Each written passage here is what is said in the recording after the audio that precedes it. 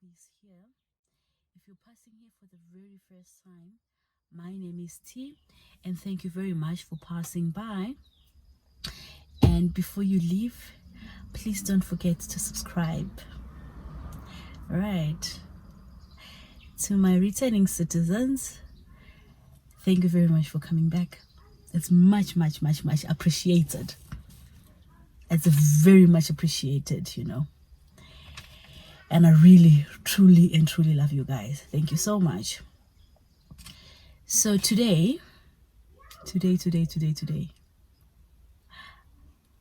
I actually got some notes that are also jotted that I just put down. So if you see me looking down, I'm just checking on my pointer so that you know what, I do say everything that I need to say, because this topic is a very sensitive topic.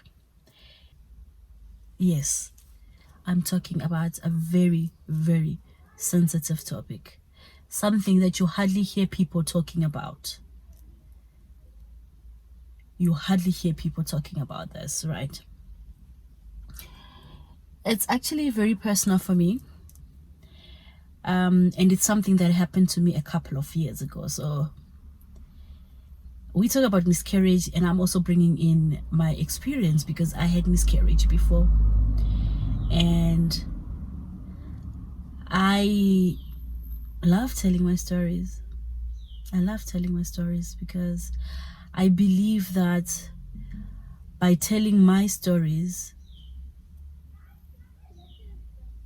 other people will learn, other people will be inspired, you know, get 1 or 2 lessons from the stories and everything, and you know, it will actually help them. Hot day today in South Africa, very hot. Okay, so going forward, women lose babies every day of the year in the entire world. It's just that because we don't talk about it, so a lot of people don't know. If you're not in the circles of having had a miscarriage, you are not going to know, you know. So you actually be surprised how many women have had miscarriages in your circles. I could actually say maybe in every 3 women, 1 woman has had a miscarriage. And sometimes women have miscarriage. So if you're watching this video because it's something that you have gone through, I am so sorry. I don't mean to be insensitive. All I have to say to you is you are going to definitely get through this.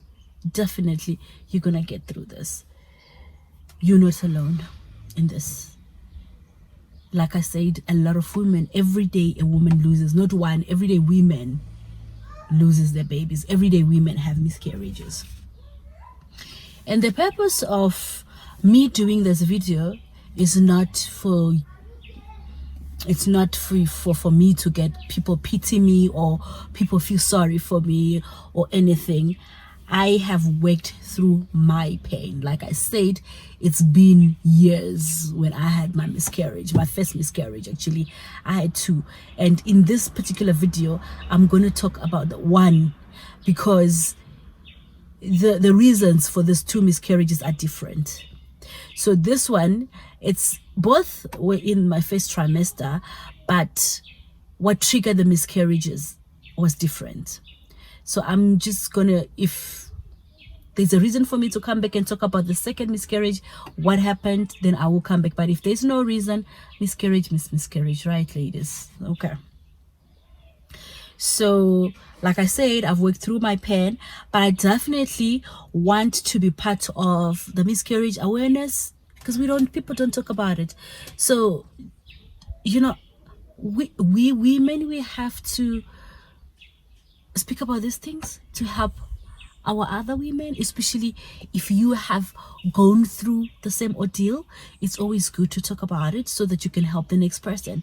So this is the reason, that the definite reason why I'm here talking about miscarriage, you know, because I just want to go, you know, have this conversation, because I mean, it's something that happens.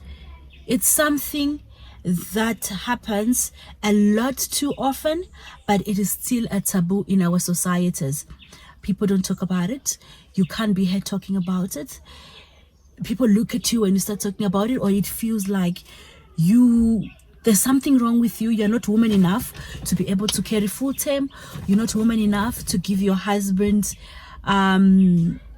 kids, so that's why I'm here to talk about it. And I'm opening a platform to say, ladies, let us talk about it. There's nothing wrong with talking about miscarriages. Okay, we can talk about it. It's actually a very sad story, and I'd like to apologize in advance to anyone that might be triggered by my story, because people get triggered by different things. So this story might trigger someone, and they might get more sad and worsen the situation or things like that. That's not my intention. My intention is to give awareness. My intention is to open a conversation that haven't been opened. It has been, but time. I'm gonna get into my story. So the people that have watched me, watched my videos previously, that when I got married, I already wanted to start a family. I was ready to start a family immediately after I got married. And I was so blessed. God really blessed me that I actually fall pregnant 1 month, I'm sure, or less into my marriage. And a lot of you as well that have been watching my videos, you also know that I got married. My husband was studying outside the country, and 1 month after the marriage, he had to go back to school. So I was alone. Okay, so I found out that I was pregnant, and believe me guys, I was so excited. This is something that I've wanted, and I had planned this. I can say this was a planned pregnancy, because I planned this before we even got married. We already knew, and I already knew that I'm not gonna wait. And I was looking at my age as well, so I was like, no, I'm not gonna wait. I'm gonna have my kids immediately after getting married. So I phoned my husband, my ex-husband now, but my husband at the time. He was super, super, super, super excited. I don't want to lie to you. We were both so excited. And because I had done a test at home. I'd actually missed my period, and then I did a test, and then it was positive. And then I had to go. I don't know, for some reason I just felt maybe because I'm a first-time mom, and the earlier I go to the clinic, the better. So I went to the clinic, and go to the clinic. They did the tests, the urine tests, and they confirmed that I was pregnant. And I am not sure as to why I was a high risk, because I didn't have blood pressure at the time, so I can't remember the reason why I was a high risk patient. So I was transferred to the hospital.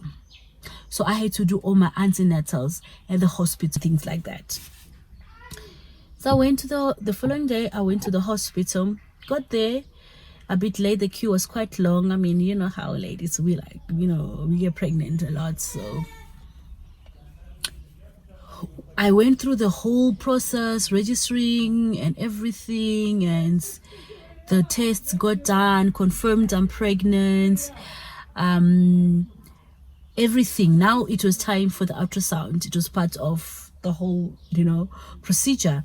So they had to check for the heartbeat of the baby. So I'm so excited, guys, and I'm talking to my husband one way. I think that time WhatsApp was not so popular like now. I think we were talking on Messenger or something, but we were one way talking, asking me, so where are you? What's happening? He wanted an update of everything that was going on. And I went for, eventually I'm done with this other side. Now I had to go for ultrasound. Went for ultrasound. And the gel, they put everything and whatnot, and I don't know anything. Remember, I'm clueless, because this is the first time. I don't even know that you have to hear this, you have to hear that, and whatnot. So this person that is doing my ultrasound, kept on moving and going back, and I'm just looking at that screen and I'm not seeing anything, and they're not saying anything to me. It was two of them. None of them is saying anything to me. And then they're done, and they wiped me. They said, no, we're done. They wrote, so they're not supposed to tell me anything apparently, and they're not supposed to show me anything apparently. So they wrote it, they put in an envelope for me, and it was already late. I think that was like around 3 at the time. They put in an envelope for me. They told me to go back to the doctor. And I'm not sure if the doctor was still there at the time, but I was seen by another gynecologist. I'm not sure if the one that has seen me in the morning, in the morning, was still there or what. But I do know that there was a runaround for me looking for a doctor, because they say to me, you have to give this to the doctor today.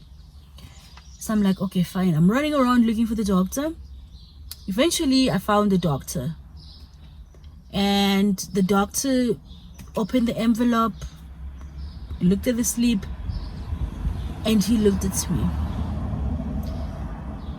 And he said to me, I'm sorry, ma'am. They couldn't find a heartbeat. Couldn't find a heartbeat. What are you talking about? I don't know what you're talking about. What is it? Explain to me in simple terms, because I mean, this I don't know. Okay, so we did the ultrasound to check the heartbeat and to check how the baby is doing, or the embryo is doing, because it's still not a baby to them, but there is no heartbeat, because you have to detect the heartbeat at least 4 weeks. I think that's what they said. You can correct me if I'm wrong, but I think that's what they say to me. Like 4 weeks already, when you go for ultrasound, they can actually pick on the baby's heartbeat. And apparently on my baby, there was no heartbeat. So to the doctor, the baby was not alive. I said, hell to the no. You can't be telling me this now, that my baby is not alive. And guys, believe me, because I actually came to know this was the 5th week or 6th week, no, 6 or 7 weeks. I think I was like 7 weeks, because I came to know when I was 5 weeks. By the time I went to the clinic, then I went to the hospital, I was already in my 7th week. And this period alone, guys, you might think that it's a shorter period to bond with something that you are carrying, inside you. It's not. I had bonded. I used to talk to this child. This child had already had a name. I used to talk to him. I used to sing. I used to read. In those few weeks that I knew, I had already bonded with this small little thing. And I already, went on Google and checked everything. And I was tracking, the growth of my baby, the progress of, everything, the milestones. I was so much into this pregnancy, and for someone to just look at me and tell me that it's dead, that was a killer. That was a killer, and I refused to believe. And they actually, I think they got me someone to counsel me before anything was done. And they explained to me, like, sometimes, okay, fine, we might then find a heartbeat at a later stage, but then it means the baby's got some defects.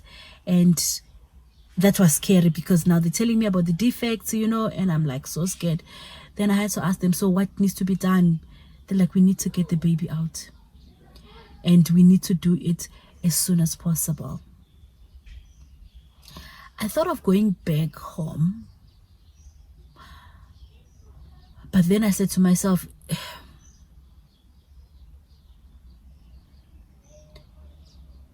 he's already dead. Going home with him again was going to...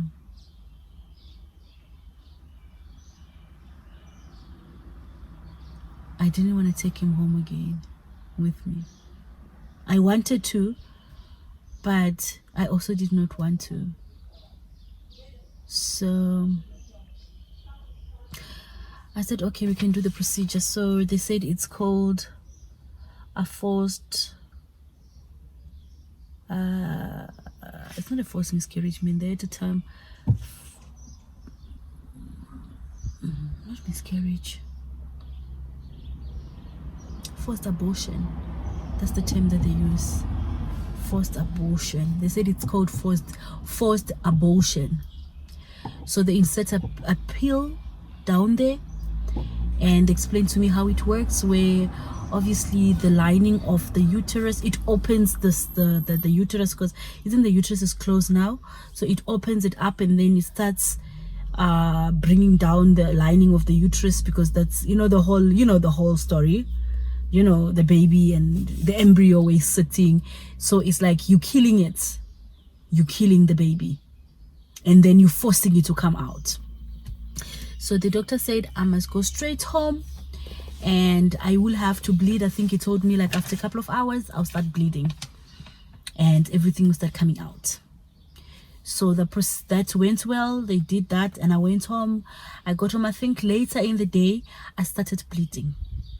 No, towards the end of the day I started bleeding, and it was so painful, guys, because now I could tell like he is going now, you know what I mean? So I bled and it was painful. I have never, because they told me that it's going to be more of labor pains, but I didn't know what labor pains were. They said like hectic menstrual period pain, and you're going to be very, you're in pain, and they gave me some pain medication. So it started and the pain was unbearable. The pain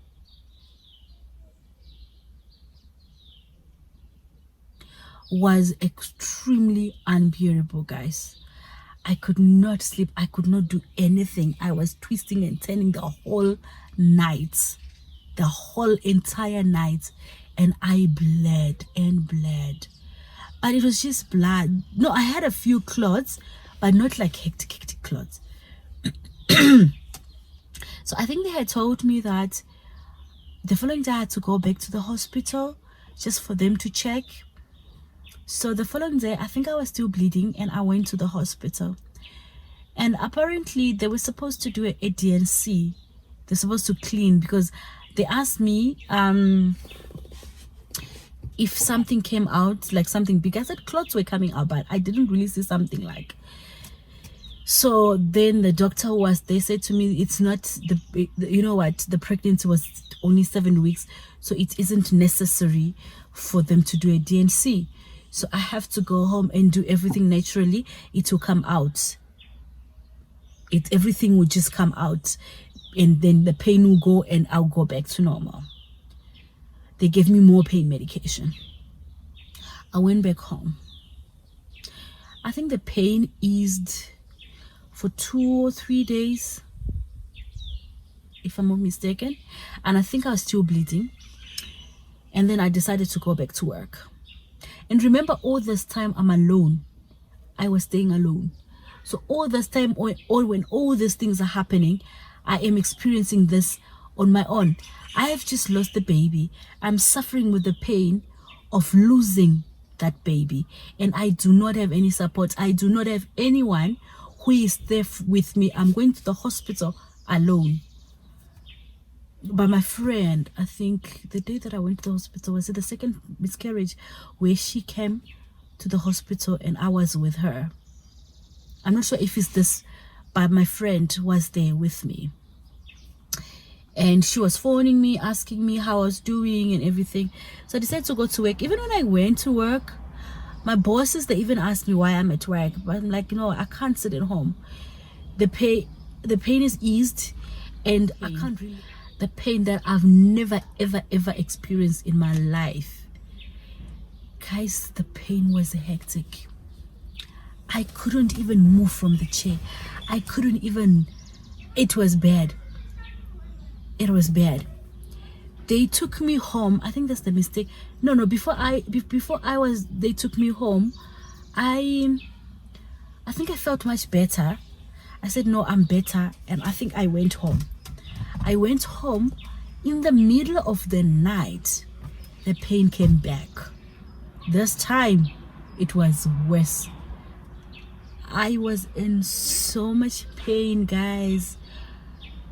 I can't even explain to you. And I guess I'm very strong because I managed to hold myself until the morning.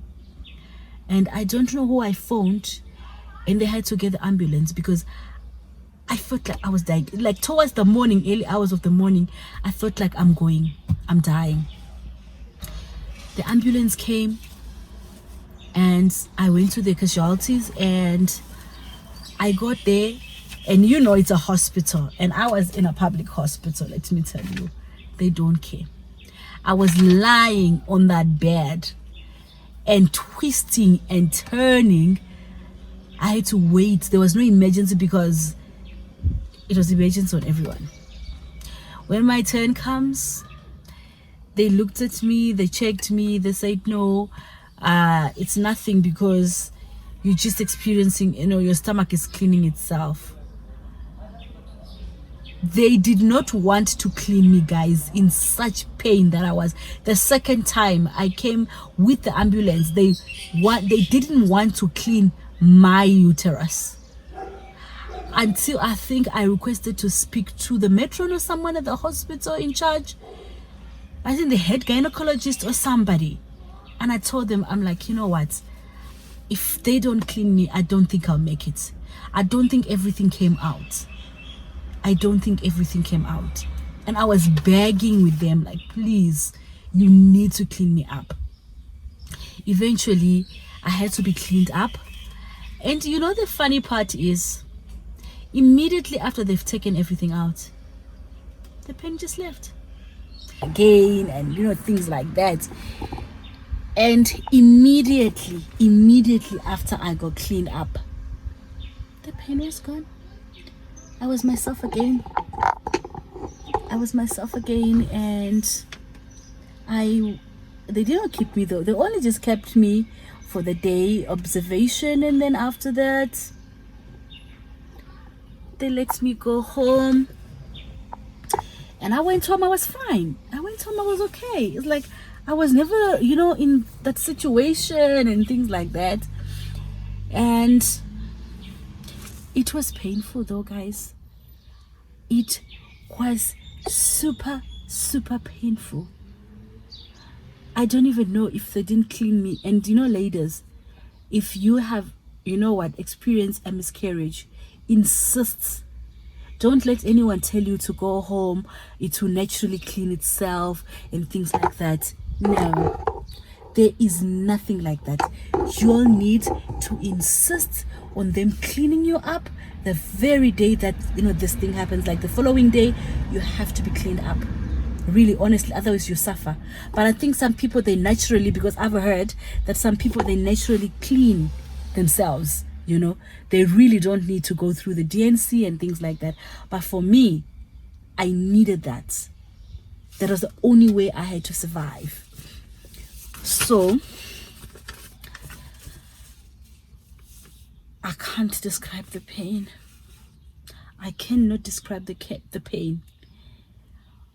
But all I can say is, pain can either break you, like really completely break you, or make you stronger by giving you strength and resilience that you never thought you had. You never dreamt you've got that strength. So you hear people saying that, what doesn't kill you make you stronger. Yeah, it makes you stronger. But for me, I never thought I would come out, beside the pain is gone, but emotionally, psychologically, I was still not okay because I had lost a baby. So I was now, after dealing with the pain, now I'm in the process now of dealing now with losing the baby. It was not easy, guys. I don't know. It was not easy. Sometimes I used to sit in the house and cry and ask God, what wrong have I done? Who have I offended? And I'm saying to God, you know exactly how much I needed this baby, but you had to take this baby away from me, But I think at the end, I had to leave everything in his hands because, yeah, well, fine, because I'm a human being, I'm gonna cry and mourn and all these things. But at the end of the day, I still know I'm a believer. I still know that I have to leave everything in God's hands. And I even say to myself, maybe he actually needed me to go through this process because there was a reason. Because I believe that God doesn't do things for no reason. Everything that you go through, good or bad, there's a reason why you're going through that. So I'm like, okay, there's a reason. Or maybe it was not yet time for me to have a baby. It was not yet, maybe I was not prepared to have kids. So God was just trying to tell me that, you know what? Yes, you can have kids, but it's not yet time for you to have these babies now. So, ladies, if you're pregnant right now, don't be discouraged by my story. Don't be discouraged by this video, because so many women have pregnancies that ends in miscarriages. Sorry guys, I got joked, but so many more women have pregnancies that end in live birth, and you're more likely to be one of those. I pray for you that you're one of those that's gonna carry full term and have their babies, right? And I also just wanted to share the story with you guys, hopefully to fill in any gaps. And you know what I mean by filling in any gaps, because this is a topic that people have never been freely be able to talk about. So there are a lot of loopholes, there are a lot of gaps. People want to know why, and I also want to know why, because I was never told the reason why my baby's heartbeat was like that. I was just told it happens. It happens. There's no particular reason. You can't say there's something wrong with you or your uterus or your eggs or anything. You're not the first woman who's experienced having, your baby not having a heartbeat, and you're not the last one. So I mean, there are a lot of gaps, because you're still going to ask yourself, but why? Even if the doctor confirms there's nothing wrong with you, you're just going to still ask yourself. So you know what, I was just hoping to fill in those gaps. And then, but more importantly, it's also to encourage you. Like, if you have been there, you just have to know that you can conceive again. I mean, I conceived, I've got a child, a beautiful daughter who's 7 years today. So if I can, after going through 2 miscarriages, and there are people that have gone through 6 miscarriages, 10 miscarriages, that now they've got 4 or 5 kids. So you can still conceive again. You're not alone. It happens to a lot of people. It happened to me, it's happening to you, and it's happening to the next woman that is probably sitting next to you. It's just that you don't know. It's just that she's never shared a story. But it doesn't mean that, you know what, it's only you. So ladies, if you can take something from this story, if you can take something from what I've said, please do. And please do share this, because I know this is very important to a lot of women, irrespective of how old you are, irrespective of race, irrespective of color, irrespective of your background. It doesn't make a difference. You can have a miscarriage. I've come to the end of my video, and like I said, I hope somebody's taken a lesson. I hope somebody's been encouraged. And I still apologize as well if I've triggered anything in anyone who's pregnant right now. If you're sitting home and you are scared that, oh, I might lose my baby, there's a Lord out up there. Don't despair. Just pray. You will carry your baby. You will carry your baby. So guys, come to the end of the story. Don't forget to like, share. Don't forget to share your stories as well. I would really love to hear your stories, how you overcome this situation. If you're pregnant, let's pray together for pregnant women so that they can be able to carry their babies full term. And God is there for all of us. God is there for all of us. Please like and share and subscribe. I love you all.